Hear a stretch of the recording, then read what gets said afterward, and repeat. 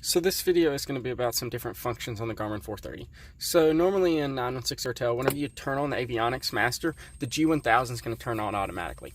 If it does not, what you can do is you can spin the volume button all the way from off, and then that turns it on as well. So it's going to go through a self-test startup. And while we're waiting on that, all right, so it's going to self-test. It takes around 15 seconds, and then it gives you effective and expired map date. You don't really have to pay attention to that unless you need it for some reason. You can just hit enter twice, and then it's going to start looking for satellites. So if it says integ right here, that means there's an integrity error and there's no satellites. So the satellites, how many satellites you have connected, it shows up right here. We're having a little bit of issue with our GPS, with GPS getting the satellites right now, but that's that. All right, so over here on the left side, we've got our comm. So the top one is primary, the bottom is whatever's in standby. And then you have your VLOC. So this is for VORs and ILSs, things like that. So you got your primary, and then you got whatever's in standby. ENR stands for en route mode. Integ means integrity error, and it's in GPS mode. So some different stuff about it. So we got a volume button right here for our comm. We've got a volume button right here for our VLOC. And if we ever want to identify, we can push the VLOC in, and now it'll identify on like a VOR. And if we want to see how loud our volume is, we can do the squelch by pushing our comm volume in. So everything over here, so here over, is going to work everything from this box over, just your comm and VLOC. Whereas everything below your screen over is going to work your actual screen area in this area. So the primary things that the left side is going to do is just change your frequencies. So you can adjust below the decimal place frequency by your little knob, and before the decimal place frequency by your big knob, as seen there. So if you want to swap between your comm and a VOR, so if you want to swap a VOR frequency, what you do is you just push this in, and then your cursor now moves down to the bottom. So whatever you're highlighted over is what's going to change. And so it's always big knob before the decimal, little knob for after decimal. So you can push it back in, or normally after so many seconds it goes back.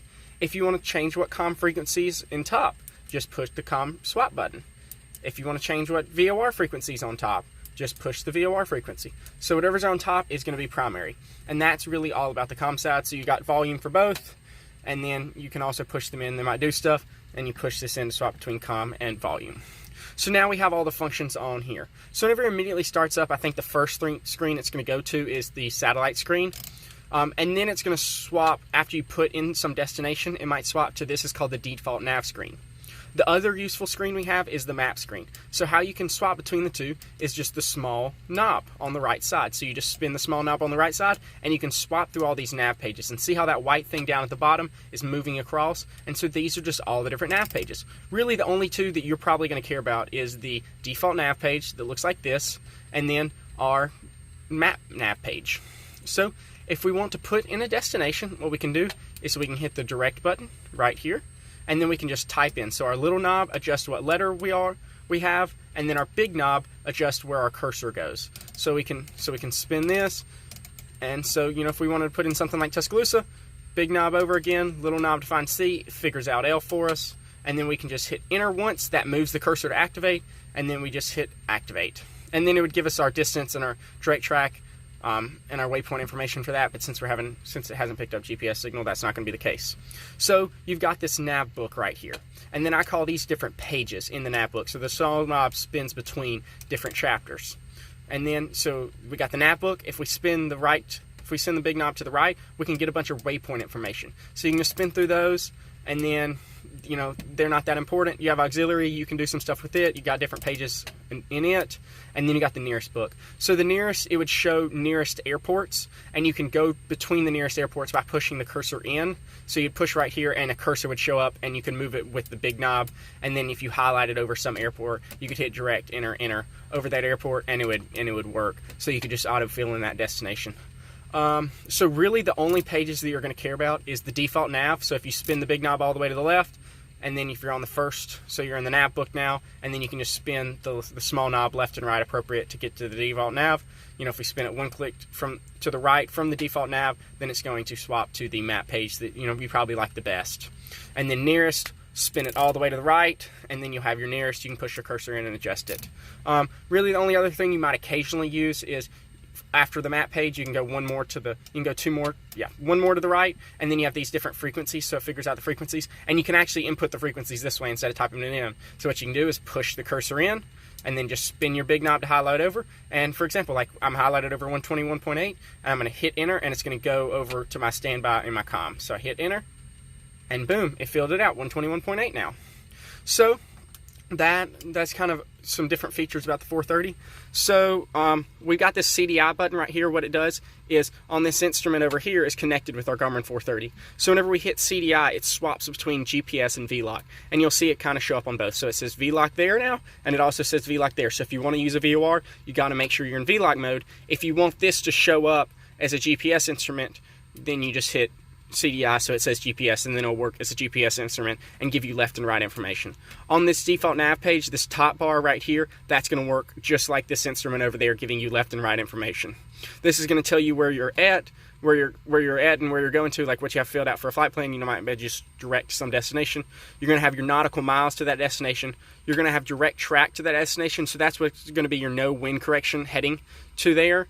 You have your bearing, so that's just your current heading. You've got your ground speed, you got your track, and you got your estimated time en route. You can adjust these. You know, if you want to really get in depth on a Garmin 430, you can download a simulator. Versus on the map page, so I just spin it one to the right, we got a waypoint information, direct track information, distance information, and ground speed, because those are kind of the primary ones that you might actually care about. So just use the little knobs to spin it all around, big knobs to spin it around. So if you ever have a question about what you need to do, you know, just hit some buttons, try something out. But your big buttons here are direct, you got enter here, you got your channel swaps, you got your volumes, and you got your knobs. And you know, this stuff over here is going to control just this box, whereas everything else controls this larger screen area. So we can also change our range by pushing our range button. So this button goes range in, and see how it dropped from a 15 to a 10. And now I'm going to go the range up, and we can go 15 to 2.